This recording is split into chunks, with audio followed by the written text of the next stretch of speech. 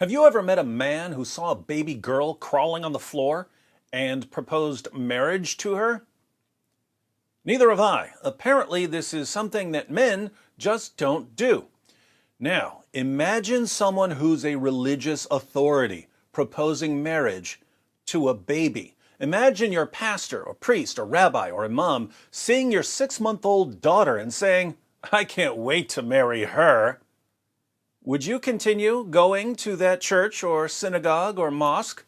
Men, answer me in the comments section. How many teeth would your pastor or priest or rabbi or imam still have in his mouth if he so much as suggested the possibility of marrying your infant daughter? What kind of man sees a baby and hears wedding bells? What kind of man hears goo goo gaga and thinks, ooh la la? Only one kind of man. The kind who claim to be the final prophet of the great God Allah. Ibn Ishaq, page 311. Ibn Ishaq recorded that the apostle saw her, al-Fadl, when she was a baby crawling before him, and said, "If she grows up and I am still alive, I will marry her." But he died before she grew up. Lucky girl. Name one way this guy isn't the creepiest person who ever walked the planet. Muhammad saw a baby crawling in front of him, and he said, "If she grows up and I'm still alive, I'll marry her." Keep in mind that when Muhammad talks about a girl growing up, he's referring to the girl reaching the ripe old age of 6. This girl never knew how lucky she was that her degenerate sleazebag of a prophet died an agonizing death before he could steal her childhood innocence and then die, leaving her a childless widow for the rest of her life, which is exactly what he did to Aisha. Notice the name in parentheses, al-Fadl. That was added by the translator Alfred Guillaume, and it's apparently a mistake on his part. The baby was later known as Habib bint Abbas. al-Fadl was her mother. We know this because the same story occurs in Musnad Ahmed, and the baby is clearly identified as Habib. In the history of At-Tabari, Habib, the baby, is on the list of people to whom Muhammad proposed marriage but never married. What are our Muslim friends going to say about this? Well, it was a different culture. Back then it was perfectly normal to propose marriage to a baby.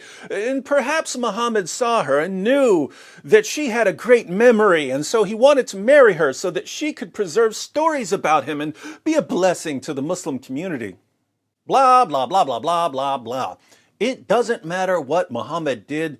It doesn't matter how horrifyingly disgusting his actions were. Modern Muslims will explain it away by inventing some important reason Muhammad had for doing the horrifyingly disgusting things he constantly did. My Muslim friends, if your prophet were wonderful in all respects, but did one really creepy thing, I can see why you might give him the benefit of the doubt. But when all he ever did was creepy, perverted, violent things, I have to ask, what does a guy have to do to convince you to stop calling him the greatest man who ever lived? Your prophet, whom you regard as the greatest man who ever lived, proposed marriage to a baby and had sex with a 9-year-old girl and took the wife of his own adopted son and broke an oath he made to his wives that he would stop having sex with his slave girls, and beat his wives, and allowed his followers to hire prostitutes, and beheaded hundreds of Jews, and tortured a man for money, and ordered his followers to execute anyone who leaves his religion, and tried repeatedly to commit suicide, and admittedly delivered revelations from the devil, and walked around covered in semen, and put his male followers on a strict schedule of shaving their pubic hair, and kissed a pagan rock, and bought, owned, sold, and traded black African slaves. And you call this guy the greatest man who ever lived?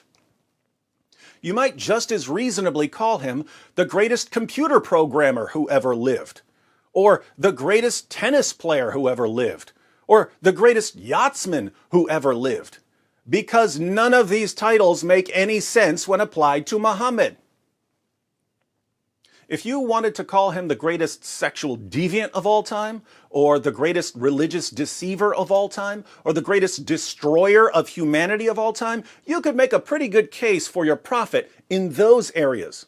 But don't call him the greatest man who ever lived, because that's an insult to every other man who's ever lived. When you call an egomaniacal, violent pervert the greatest man who ever lived, you're saying that every other man who ever lived is worse than an egomaniacal, violent pervert. And when you insult all men like that for the sake of the egomaniacal, violent pervert you call your prophet, you're inviting a response from the greatest false prophet mocker of all time. That would be me.